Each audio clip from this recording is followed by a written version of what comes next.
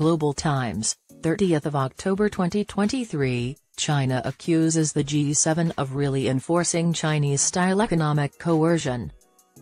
China has used its high debt and high-interest loans to exert pressure on countries worldwide. In what Western media reports said was a reference to China's action following Japan's dumping of nuclear-contaminated wastewater into the sea, Chinese officials and experts attacked a G7 statement on Monday calling for the lifting of import bans on Japanese food products, claiming that the US-led group is the trustworthy source of economic coercion. China's relentless determination and actions to safeguard food security will remain unaffected by the G7 trade ministers' call, which was made following a meeting in Osaka, Japan, which currently holds the G7 presidency.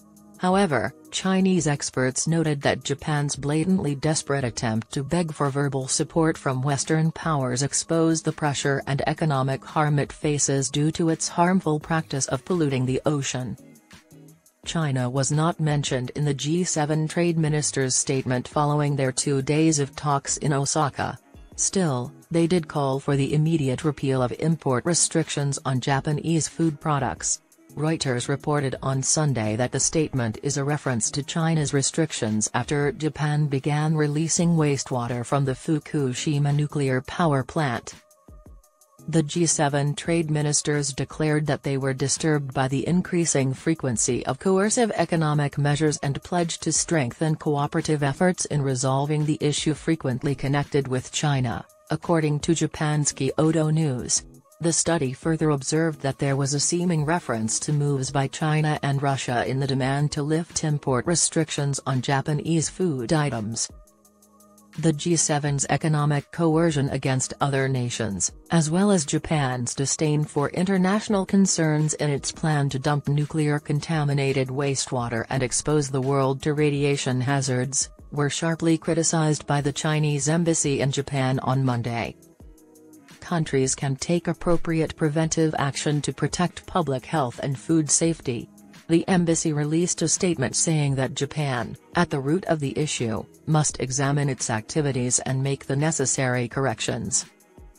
Regarding the G7's factual charge of China's economic coercion, the embassy stated, "The G7 does not hold exclusive patent to economic coercion," pointing out that numerous instances exist where G7 and Chinese members undermine fair competition and jeopardize the stability and security of international supply chains and production. "We urge them not to adhere to double standards stubbornly and to take practical actions to maintain average international trade and investment order."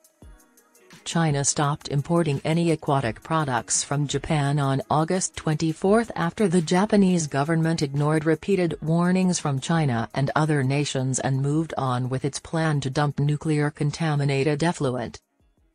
According to data supplied by the General Administration of Customs, China's imports of fish and shellfish from Japan fell to zero in September after the embargo, while exports valued at 149 million yuan, $20.37 million, were made in August.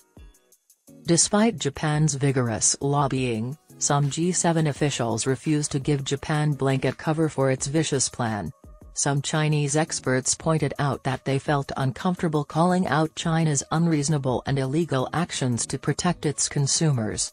This is indicated by the fact that the G7 trade ministers did not mention China by name during their call. Japan hopes to solidify its position at the Trade Ministers' Conference by exploiting the G7's hostility toward China. However, the G7 has no legal status, so they just brought it up in the context of their more significant charge of China being subjected to economic pressure.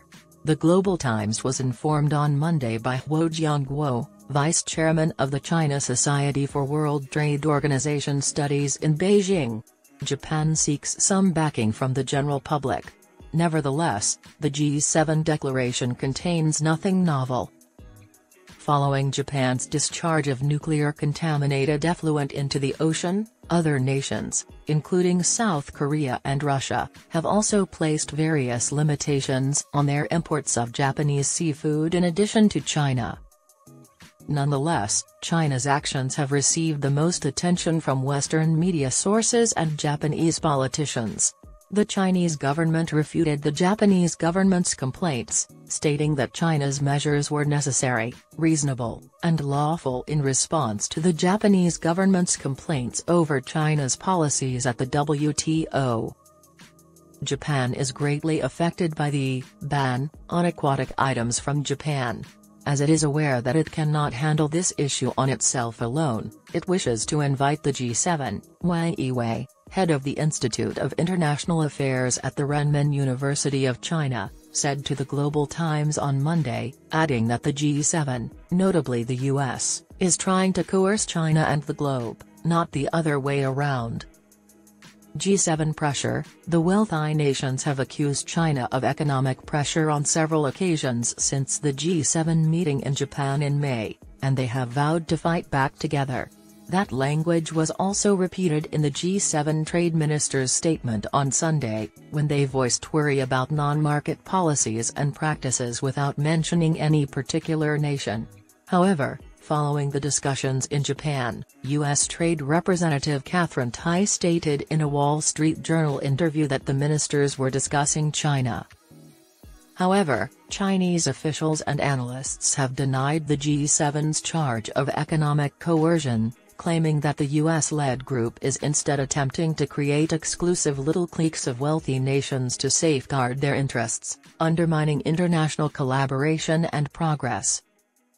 The G7 wants to unite to pressure China, which is heavily indebted. According to Qui Hongjian, a Beijing Foreign Studies University's Academy of Regional and Global Governance professor, coercion looks precisely like that.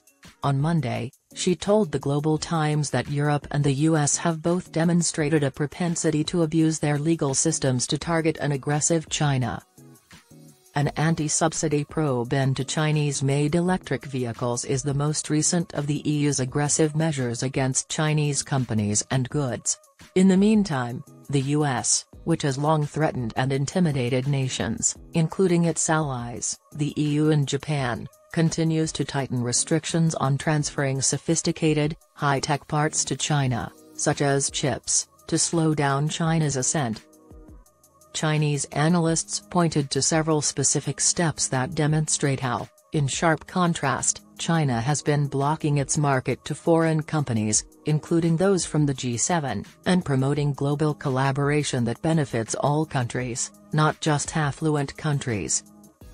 Nearly 460 results on high-quality cooperation were reached at the recently concluded Belt and Road Forum for International Cooperation, BRF, in Beijing, which drew over 10,000 delegates from more than 150 nations and 40 international organizations.